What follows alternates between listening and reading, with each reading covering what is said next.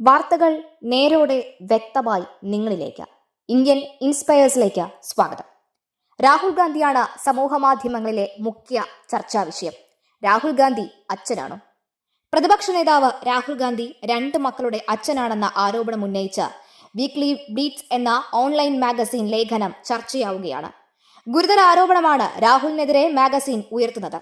എന്നാൽ പച്ചക്കള്ളമാണ് പ്രചരിപ്പിക്കുന്നതെന്നാണ് കോൺഗ്രസ് നിയമ നടപടി സ്വീകരിക്കുമെന്നാണ് മുതിർന്ന കോൺഗ്രസ് നേതാവ് വിശദീകരിക്കുന്നത്. രാഹുൽ ഗാന്ധി അഥവാ രാഹുൽ വിൻസിയുടെ ദുരൂഹമായ ജീവിതവും അവിഹിത ബന്ധങ്ങളും കൊളംബിയൻ മയക്കുമരുന്ന് മാഫിയ തലവന്റെ മകളുമായുള്ള ബന്ധത്തിൽ ന്യായിക് വിൻസി എന്ന 19-കാരനായ ആൺകുട്ടിയും 15-കാരി മിനിക് വിൻസി എന്നിങ്ങനെ 2 മക്കളും ഉണ്ടെന്നാണ് മാഗസീന്റെ ആരോപണം. സലഹുദ്ദീൻ ഷൊഹൈബ് ചൗധരി എന്ന ആളാണ് ലേഖനം എഴുതിയിരിക്കുന്നത്. ബ്ലീറ്റ്സ് എക്സ്ക്ലൂസീവായിട്ടാണ് അവർ ഈ വാർത്ത പ്രസിദ്ധീകരിച്ചിരിക്കുന്നത്.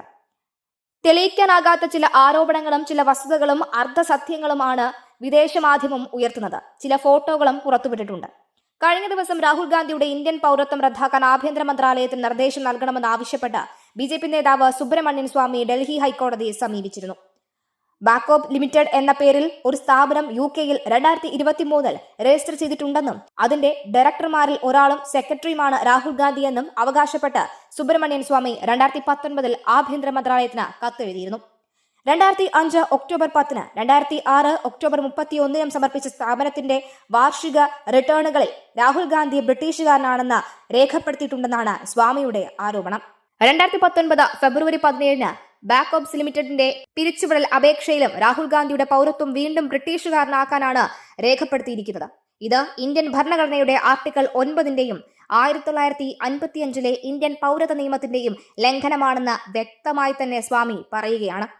2019 ഏപ്രിൽ 29 ആഭ്യന്തര മന്ത്രാലയം രാഹുൽ ഗാന്ധിക്ക് കത്തെഴുതുകയും വസ്തുത അറിയിക്കാൻ ആവശ്യപ്പെടുകയും ചെയ്തു.